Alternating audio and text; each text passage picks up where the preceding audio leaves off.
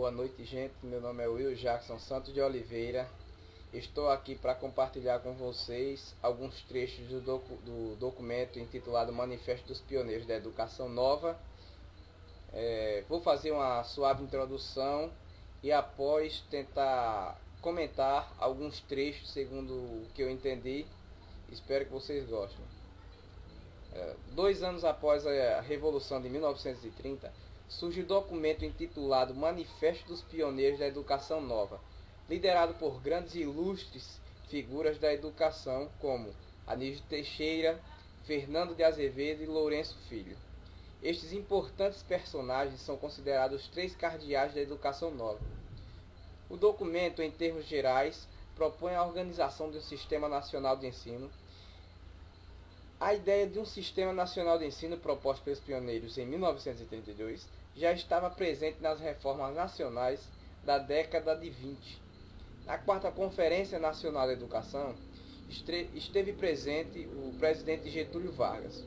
O evento ocorreu na Associação Brasileira de Educação, ABE, fundada em 1924, onde o presidente Vargas solicitou aos educadores presentes no evento que apresentassem as bases da política educacional da Revolução de 30. Este evento deu início ao Manifesto dos Pioneiros da Educação Nova. O documento teve repercussão nacional, pois circulou entre os maiores e mais importantes jornais do país e também em programas de rádio. Destinado ao povo e ao governo, o documento, além de fazer uma abordagem crítica sobre a educação brasileira na década de 30, apresenta uma elaboração de um plano de reconstrução educacional no Brasil. Em suma, o que fundamentalmente é enfatizado no Manifesto dos Pioneiros da Educação Nova é a defesa de uma escola pública, laica e obrigatória. Pública no sentido de que ela é dever do Estado e direito do cidadão. Laica no sentido de que, sendo ela uma iniciativa do Estado, não deve, portanto, estar ligada a nenhum segmento religioso, crença ou doutrina de caráter religioso. Obrigatória no sentido de que, sendo a educação dever do Estado, fica, portanto, sob a responsabilidade do Estado educar e prover meios de que a educação advinda das escolas públicas seja acessível a todos os cidadãos. Todavia, deve-se também atentar para a importante proposta em prol da disseminação da cultura durante a fase de desenvolvimento da criança e do adolescente, preparando para a vida, sob as perspectivas das suas singularidades, potencialidades, habilidades e, sobretudo, sobre o ponto de vista do aspecto biológico. O indivíduo passa a ser educado de acordo com as suas aptidões naturais, o que independe de razões de ordem econômica e social. Os tópicos a seguir apresentam alguns trechos das páginas do documento dos pioneiros, com o objetivo de expor de maneira sintética as ideias gerais tratadas em todo o documento. Sobre a reconstrução educacional no Brasil, ao povo e ao governo. Assim diz o trecho do documento, da página 1. Pois, se a revolução orgânica do sistema cultural de um país depende de suas condições econômicas, é impossível desenvolver as forças econômicas ou de produção sem o preparo intensivo das forças culturais e o desenvolvimento das aptidões, a invenção e a iniciativa, que são os fatores fundamentais do acréscimo de riqueza de uma sociedade. Página 1. Neste trecho, podemos observar a defesa da educação como um único mecanismo de desenvolvimento cultural, econômico, político e social de uma nação, seu patrimônio mais precioso de desenvolvimento e progresso em todos os níveis. Sobre o movimento da renovação educacional. Não foram ataques injustos que abalaram o prestígio das instituições antigas. Foram estas instituições criações artificiais ou deformadas pelo egoísmo e pela rotina, a que serviram de abrigo, que tornaram inevitáveis os ataques contra ela. Página 2. Esta expressão supracitada é uma justificativa cabal das motivações ideológicas do movimento, que lançam uma crítica ácida à forma antiquada com que as instituições antigas preparavam o educando. Em resposta aos seus opositores, Os signatários representantes da Escola Nova declararam não ser injusto os ataques promovidos contra tais instituições, que, segundo eles, são quem realmente fizeram necessárias tais represálias. Sobre reformas e a reforma. Assim reza o texto, na página 3. Em cada uma das reformas anteriores, em que impressionava vivamente a falta de uma visão global do problema educativo, a força inspiradora ou energia estimulante mudou apenas de forma, dando soluções diferentes aos problemas particulares. Nenhuma antes desse movimento renovador penetrou o âmago da questão, alterando os caracteres gerais e os traços salientes das reformas que o precederam. Nós assistíamos à aurora de uma verdadeira renovação educacional, quando a Revolução instalou. Página 3. A ideia expressa neste ponto da página 3 faz referência às lutas pelas reformas educacionais, sobretudo na década de 20. Os pioneiros diziam ser os promotores de um sistema educacional de caráter sistêmico, de uma visão global dos problemas educativos e de terem conseguido penetrar no centro fundamental da questão, o que certamente os distinguia dos movimentos reformadores que os precederam. Sobre as finalidades da educação. Assim reza o texto. Ora, se a educação está intimamente vinculada à filosofia de cada época, que define o caráter, rasgando sempre novas perspectivas ao pensamento pedagógico, a educação nova não pode deixar de ser uma reação categórica, intencional e sistemática contra a velha estrutura do serviço educacional, artificial e verbalista, montada para uma concepção vencida, desprendendo-se dos interesses de classe a que ela tem servido. A educação perde o sentido aristológico, para usar a expressão de Ernesto Nelson, deixa de construir um privilégio determinado pela condição econômica e social do indivíduo para assumir um caráter biológico com que ela se organiza para a coletividade em geral, reconhecendo a todo o indivíduo o direito de ser educado até onde o permitam as suas condições naturais, independente de razões de ordem econômica e social. Página 4. Neste outro trecho da página 3, ou precisamente da página 4, o Manifesto dos Pioneiros trata-se do caráter inclusivo da Escola Nova. Além de ressaltar que a prática pedagógica da Escola Nova passa a adotar um padrão de ensino que se desprende do antigo paradigma em favor do interesse de classe, ou seja, a escola perde o sentido aristológico e passa a privilegiar as aptidões que o indivíduo possui no intento de potencializar e dinamizar ao máximo seu aprendizado. Sobre os valores mutáveis e os valores permanentes. Página 5. Onde, ao contrário, se assegurará melhor esse equilíbrio é no novo sistema de educação. Longe de se propor a fins particulares de determinados grupos sociais, as tendências ou preocupações de classe, os subordina aos fins fundamentais e gerais, que assinala a natureza nas suas funções biológicas. É certo que é preciso fazer homens antes de se fazer instrumento de produção. Página 5. Ainda aqui, precisamente na página 5, nos deparamos com um trecho que reforça o ideal humanista, libertário e progressista da Escola Nova. Vemos de maneira tácita a preocupação dos reformadores da educação concernente ao combate ao elitismo e à alienação que as forças produtivas exerciam sobre o homem e logravam através da educação das antigas instituições que transformavam os indivíduos em força de trabalho das classes dominantes. Sobre a questão da escola única. Assentado o princípio do direito biológico de cada indivíduo à sua educação integral, cabe evidentemente ao Estado a organização dos meios de o tornar efetivo, por um plano geral de educação, de estrutura orgânica, que torne a escola acessível em todos os seus graus, aos cidadãos a quem a estrutura social do país mantém em condições de inferioridade econômica para obter o máximo de desenvolvimento de acordo com as suas aptidões vitais. Página 6, parte B. Este caráter de unicidade da escola, abordado aqui nesta secção, está relacionado à reivindicação por uma escola inclusiva e de qualidade em todos os níveis. A escola pretendida pelos pioneiros teria de possuir uma estrutura e qualidade de ensino que fosse equivalente em todos os estados do país, dentro dos quais o sistema educacional iria atuar efetivamente.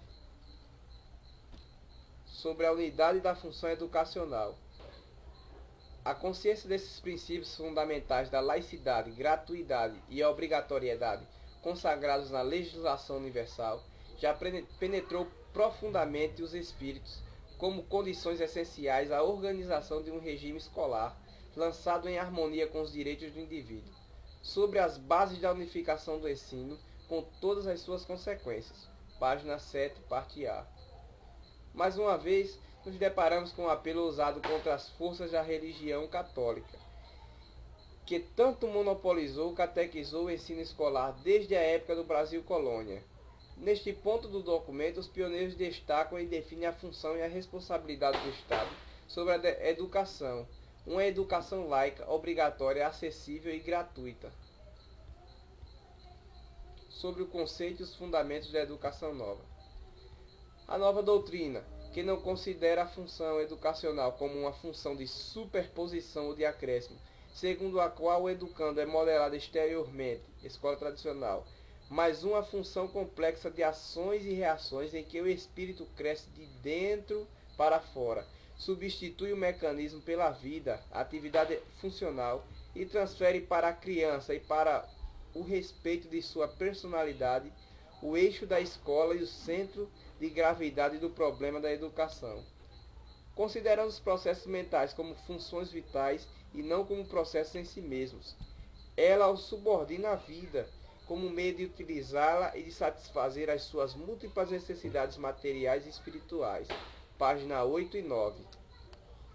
Segundo os pioneiros da educação nova, a nova doutrina pedagógica não incorreria no erro da escola velha, onde o indivíduo não era educado de forma a considerar os traços particulares de sua personalidade, sua complexidade e sua individualidade enquanto ser humano, e sua capacidade de interagir e de absorver o conhecimento de forma dinâmica, transformando-o e enriquecendo-os de acordo com os seus interesses particulares através do processo educativo.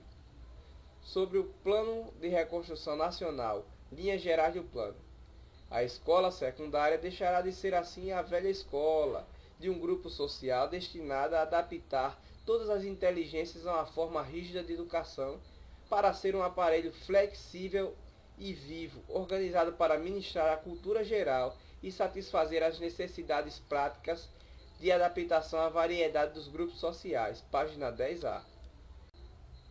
Novamente, o documento corrobora a questão da prática do seletivismo executada pela velha escola e sua educação norteada sobre o interesse de classe.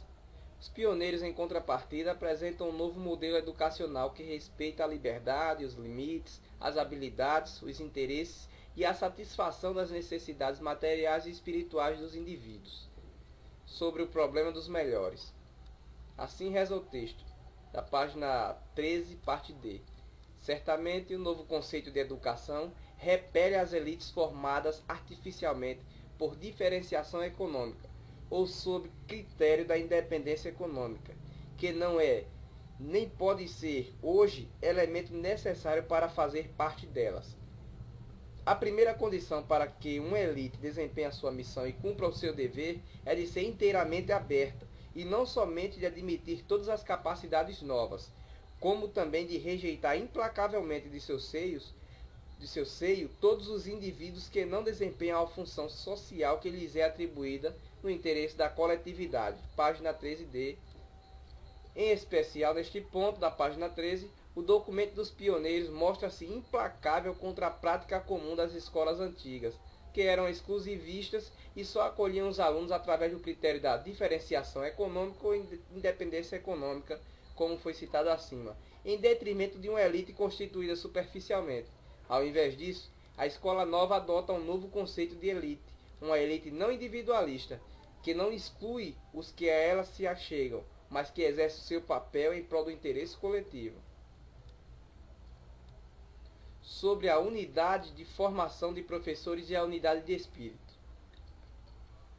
A tradição das hierarquias docentes, baseada na diferenciação dos graus de ensino, e que a linguagem fixou em denominações diferentes, mestre, professor e catedrático, é inteiramente contrária ao princípio da unidade da função educacional, que, aplicado a funções docentes, importa a incorporação dos estudos de magistério às universidades e, portanto, na libertação espiritual e econômica do professor, mediante uma formação e remuneração equivalentes que lhe permitam manter com a eficiência no trabalho a dignidade e o prestígio indispensáveis aos educadores. Página 13. O documento dos pioneiros defende que a unidade da formação e a unidade ou harmonia de espírito entre a categoria dos educadores só pode ser consolidada de forma justa e efetiva se for por meio de valorização e da remuneração equivalente. A valorização do professor não deve ser considerada em função do grau hierárquico que ele ocupa, e sim em virtude do real sentido da função educacional. Sobre o papel da escola na vida e sua função social. Cada escola, seja qual for o seu grau, dos jardins às universidades, deve, pois, reunir em torno de si as famílias dos alunos, estimulando e aproveitando as iniciativas dos pais em favor da educação, constituindo sociedades de ex-alunos que mantenham relação constante com as escolas, utilizando em seu proveito os valiosos e múltiplos elementos de iniciativas e o espírito de cooperação social entre os pais, os professores, a imprensa e todas as demais instituições diretamente interessadas na obra da educação. Página 15. O Manifesto dos Pioneiros, ao tratar do papel da escola e sua função social, inclui e valoriza a participação e o papel da família na formação do aluno. A escola nova lança uma visão integral sobre o indivíduo enquanto ser social e reconhece a importância do aluno, do apoio das instituições enquanto agências socializadoras indispensáveis à formação e crescimento espiritual dos indivíduos. Em resumo, o que nós podemos observar e o que eu pude extrair do conteúdo do documento dos pioneiros da Escola Nova é basicamente um argumento muito fundamental, muito atual, nos dá uma visão que parece que nós estamos falando dos dias de hoje. Fundamentalmente, muitos problemas que nós enfrentamos nos tempos atuais são aqueles justamente que são enfatizados, são abordados, a questão da nossa didática, a questão da transmissão do conteúdo, da posição do professor, a questão do status social do professor, a relação professor-aluno, são questões bastante pertinentes que nos inspiram bastante pelo seu caráter lógico, no sentido de se basear em argumentos de caráter científico, filosófico, com auxílio da psicologia, que passa a ser valorizada como ciência e, por fim, absorvida por esses grandes líderes e signatários representantes dessa revolução, dessa reforma educacional proposta no ano de 1932. E é justamente isso que nos inspira e nos motiva bastante em relação a nos impelir para empunhar a bandeira, né, de seguir um destino que seja à mercê desse propósito. Nós como educadores que estamos vivenciando um período de transição econômica em nosso país, um período que se faz cada vez mais necessário a presença do educador, tanto quanto a sua valorização e, portanto, a luta em prol dessa categoria que, infelizmente, em nosso país é tão mal remunerada, mas esperamos, obviamente, dias melhores. Muito obrigado.